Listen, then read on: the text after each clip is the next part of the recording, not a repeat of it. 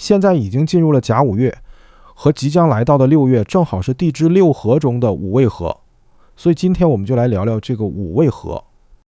午未合看起来只是午火和未土相合，但它背后对应的是农历5月、6月，一年当中最热的2个时间段。它的核心不是简单的火生土，而是高温之下，火和土互相作用之后，会把原本的能量变成另一种状态。所以判断午未合不能只看合化土3个字，真正关键的是这个土到底是有用的温土、肥料，还是一吹就散的灰尘土、废土，这就要看命局的季节、温度、水分和整体配置。如果你把午未合放在不同季节里看，它的人生表现会完全不同。第一种，夏季的午未合最容易变成灰尘土。在夏季，大自然的温度达到全年最高点，此时如果发生午未合，且原命局火土极旺，缺水缺金，午未合就会把未土彻底烤干，变成灰尘土或废土。你可以想象，夏天在干旱高温的泥路上，汽车一经过就会尘土飞扬，这就是夏季午未合的自然物象。在极度的高温下，胃库中暗藏的木也会被直接烧成灰烬。映射到现实中，这意味着命主辛苦追求的财富和事业往往是竹篮打水一场空。比如做生意，客户谈得好好的，最后跑单了，投资看起来有机会，最后被骗了，项目推进了很久，钱收不回来。或者虽然赚到了钱，但对方只给你打白条，钱根本拿不到手。尤其当午火或未土在命局里代表财星、食神、项目、客户的时候，一合就容易出现钱拿不到、事儿办不成、承诺不兑现。这种组合遇到相关年份，投资要特别谨慎，因为它的物象就是你不断往里投入，但最后像灰一样，风一吹就散了。它需要什么来救呢？需要水，就像连阴天或者一场及时雨，把过高的温度降下来，让灰尘土安定下来，使土重新有湿度、有承载能力。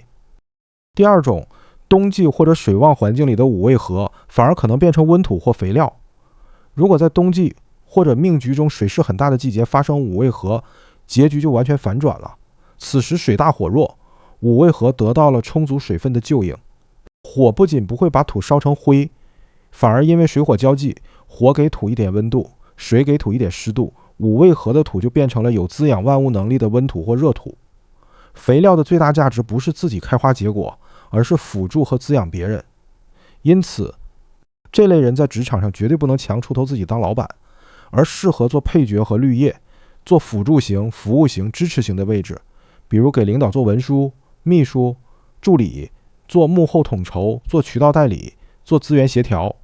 或者做能够滋养别人、疗愈别人、帮助别人恢复状态的工作。因此，午未合如果成了有用的温土，也常常和医药、医疗器械、心理咨询、身心疗愈、宗教文化、精神引导这些领域有缘，并且这类命局通常与佛道有很深的缘分。它不是靠锋芒取胜，而是靠稳定、陪伴、修复和滋养来体现价值。第三种，秋季的午未合要注意火变虚了。秋天的自然逻辑是金气当令，这个时候命局的金气需要火来提纯、提炼，也让财富和事业有落实的机会。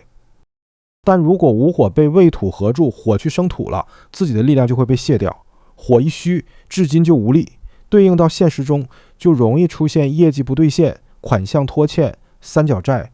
别人欠账不还，或者本来属于你的成果中间被消耗掉。如果火在命局里代表官星，那么火变虚以后，这个官就成假的了，口号喊得很响，道理讲得很好，但真正落地执行的时候却没结果。这种人或者这种环境容易天天谈理想、谈规划、谈未来，听起来很有道理，但真正一追问细节，就发现没有行动路径。严重一点，就容易被天上掉馅饼的局吸引，比如传销式的承诺、空壳项目、虚假合作。第四种，春季的午未合要注意闭木库。春天是木气生发的时候，而未土本身是木的木库，午未一合把未土中暗藏的木给牢牢锁死，让里面的木拿不出来。木通常代表朋友、兄弟、同事、合作伙伴。木库被锁死，意味着命主在遇到困难时，朋友口头承诺要帮忙，但由于库门打不开，朋友实际上是心有余而力不足，最终结果只是说说而已，帮不上忙。所以在人际关系和合作里，五味合很容易出现口头支票。朋友说你等等，我帮你想办法。同事说这个客户没问题。合作方说钱马上到，但最后往往拖着拖着就没下文了。在企业经营里，这也可以表现为客户跑单，员工把业务谈虚了，或者一个看起来要成交的单子，最后突然断联。我们再看看五味合落到人生几个具体层面是什么情况。第一，财富和投资。五味合最典型的财务情况就是打白条和一场空，尤其在火土太燥没有水的时候，看起来有财，实际上财是虚的，钱可能在账面上，可能在承诺里，可能在合同里，但就是不到你手里，就算到了手里，也容易很快被借走、骗走、消耗掉。所以命局里如果五味合牵动财星、食神，遇到相关年份，投资、借钱、担保、走后门办事都要非常谨慎。这个组合不怕你不努力，怕的是你越努力越把东西烧成灰。第二，事业和职场，五味合成好的一面是能成为肥料，这时最适合做配角、做辅助、做幕后、做服务，不要总想着所有东西都必须自己站出来扛。五味合用得好是把别人拖起来，自己也因此获得位置和价值，比如文书、秘书、顾问、代理、协调、护理、医疗、心理咨询、宗教、文化、精神陪伴，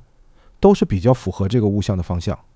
但如果五味合成了虚土，事业上就会变成另外一种表现，计划很多，落地很少，口号很多，结果很少，承诺很多，兑现很少。第三，人际关系，五味合在人际上最怕说的好听，朋友答应帮忙，最后帮不上，合作方说马上打款，最后一直拖，客户说肯定签，最后消失。所以遇到这种组合，不要只听承诺，要看实际动作，能不能转账，能不能签字，能不能交付，能不能承担责任，这些才是真东西。第四，身体健康，午火代表血液、气脉、温度，未土代表脾胃、田胃、杂质、湿滞。五味一合，如果火土过旺，血液和杂质混在一起，就容易引发气血亏虚、血稠、三高、糖尿病、高血脂、高血压等问题。土气太重，也容易影响脾胃，表现在皮肤上，可能是脸上、后背容易起疙瘩，或者身体有一种灼、闷、堵的感觉。如果财星、食神被合虚了，也可能让人精神恍惚、思路不清，甚至容易受到惊吓，或者腿部出现不舒服。